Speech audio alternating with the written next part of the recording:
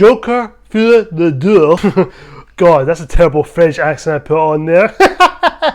Directed by, once again, by Todd Phillips, and this is a sequel to the 2019 highly acclaimed Oscar-winning film Joker. 2 years after the events of the first film, Arthur Fleck, while struggling with a dual identity, not only he stumbles upon true love, but also finds the music that's always been inside of him. As far as my thoughts on the original Joker, I'll give my quick thoughts on it. I really enjoyed the first Joker. I absolutely loved it. I think it's still a damn great film. Maybe a little over too hyped to a certain degree. I do think it's a bit overhyped, but I still think overall a great film, a well-made movie, well produced, well acted, and well cinematography wise and production design. Everything above is top notch. I think this is a great film. Definitely divisive, not for everyone, but I'm one of those groups who seem to enjoy the first Joker. And when it comes to the sequel, I was really excited for it. I did put it in my top 3 or top 5 most anticipated films of this year, and I was looking forward to it.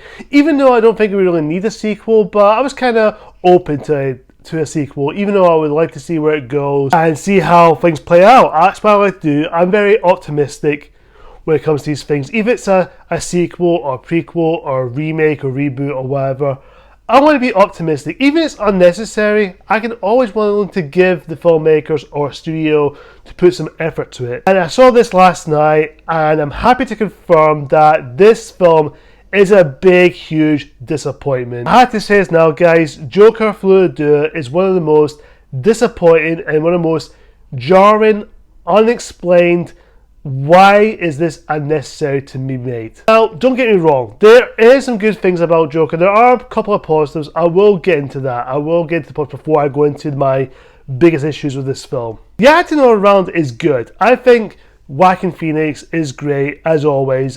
Will I see him do another Oscar nomination?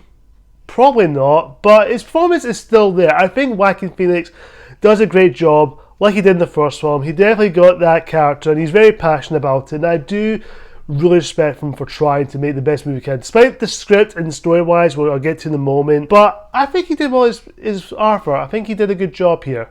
Lady Gaga, I would say, is a nice addition to the film as Hazel Lee Quinn, or now Lee Quinn for some reason, aka Harley Quinn, if you don't know who that is. Her performance was great, and definitely I've got some issues with her character in the film, which I'll get to in a moment, but her performance and her singing vocals are the biggest praise I will give it, which I'll get to the musical scenes. I will get into those stuff. Photography wise, still great. It looks very nicely shot, basically on the reign of Gotham, and even the Arkham Hostel itself, and the courtroom, and some of the musical sequences, like some of the fantasy stage props or production design on that is really good. I think what they did is still there. And in terms of the score by the same composer did the first one, I couldn't pronounce the name, but her score was really good. I gotta admit, it still has that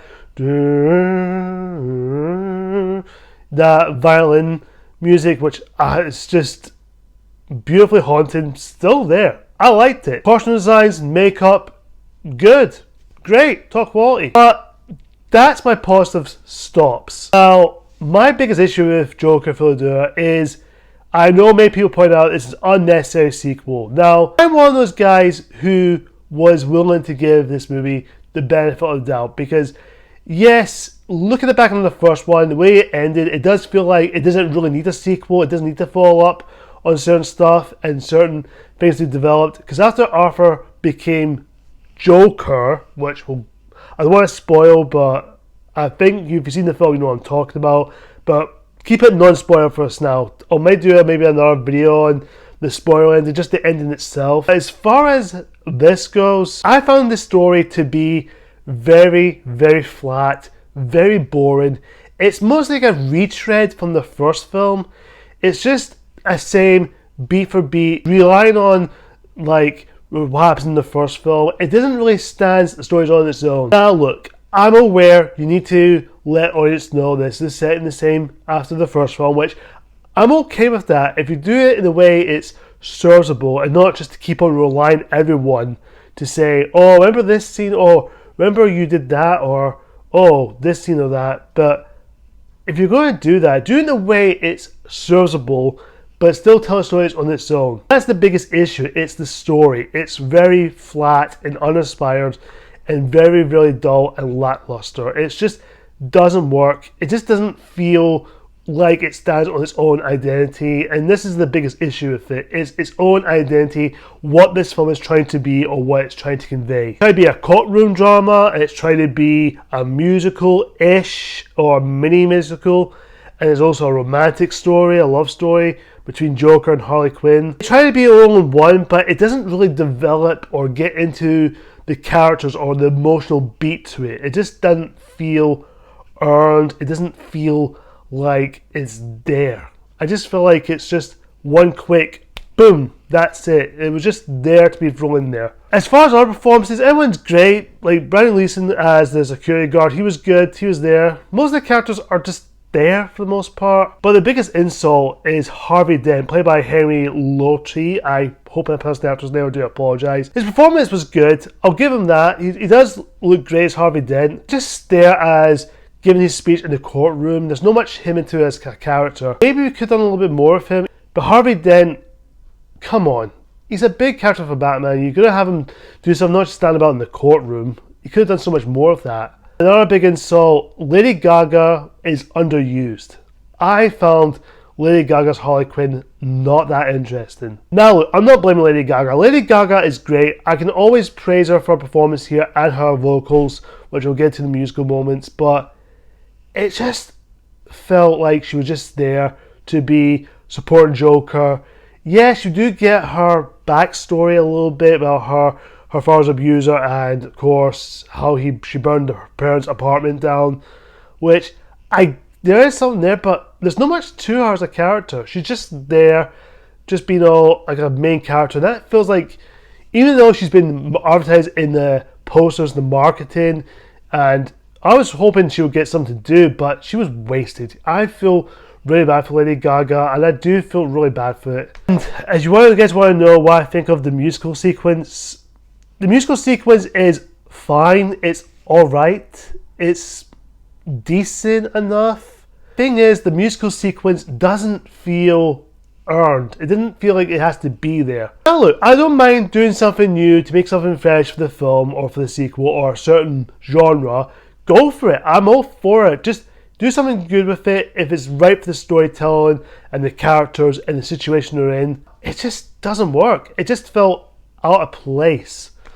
It just felt like it was just one quick, oh, let's do a musical. Let's do that. Let's do it. But it doesn't work.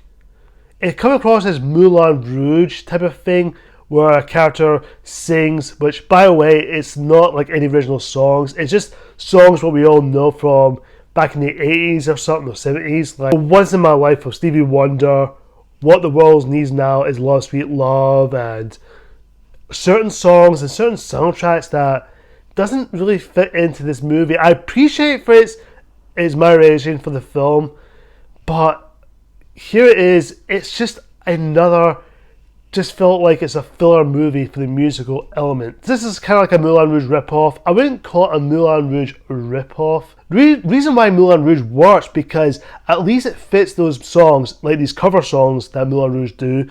At least it feels natural to the story, the characters, the certain situation. It works perfectly. Joker, I do appreciate the effort, but it cuts down, especially when it comes to the pacing. That is the biggest issue. Musical elements happens, it slows down, it just felt like it drags on certain scenes. And even the courtroom, I found the courtroom scenes very boring, very dull, and just very uninspired to me. It just come across, it's very tired, it's undercooked. It didn't do it for me. And this is the biggest problem with sequels nowadays. Now, look, sequels to me is not a big issue. I don't mind sequels or anything in particular or a franchise if it's necessary, if it wants to continue on it. But here, when it comes to Joker 2, I hate to be on that boat.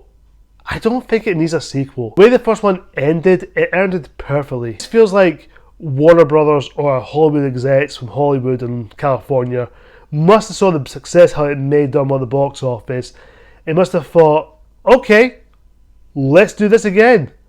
But let's go for a higher budget, make tons of money, let's do it. And of course, Joaquin Phoenix did say he wants to do a sequel to this, but even though Todd Phillips says he just wants to make a one movie stand alone for its own. And I do admire Todd Phillips trying to make the best movies he can. I don't necessarily blame him, because it's the same thing what he did in the Hangover trilogy. The first Hangover made tons of money, does well, but the studio must have looked at it and goes, do that again, but make it good, make it better. Higher budget, same story, just do the same thing. But even though Hangover he did something different, but again, that's a whole other situation. But if you want to know what my thoughts on the ending is very divisive. It will probably gonna piss some people off. Me, I'm not pissed or angry about it. It was just a very, well, my reaction was like this. You bastard!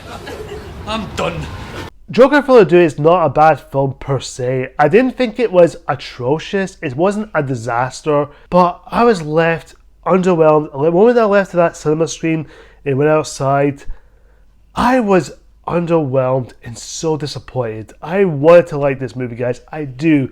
I wanted to like it. But man, this film is unnecessary. To me, the first film is the only film I liked. It should never have a sequel. It should never have been done. It should have been left on its own. The way it ended, perfectly. It doesn't need a sequel. It doesn't need a follow-up. It doesn't need to continue or have a franchise or shared universe. Just let it be its original film. Just let it stand on its own. And after that, let it be original. So yeah, Joker 2, it wasn't that great. It was just a big, huge disappointment. I know there's going to be people out there who do like it, and that's completely fine. If you guys out there do like it, hey, good for you. I'm happy for you. For me, I'm disappointed. I'm frustrated at the same time, and I just felt like, why? I'm going to give Joker Folie Deux a C-. Guys, comment down below and tell me, what do you think of Joker Folie Deux? Do you love it? Do you like it? Or do you think it's alright? Or do you absolutely hate it? Whatever the case is, comment down below. Tell me what you think. But please be civil and please keep it non-spoiler. But overall, I think the movie is just a huge disappointment in my eyes. This is just my opinion. If yours is different, awesome. Thank you so much for watching, guys. Until next time, see ya!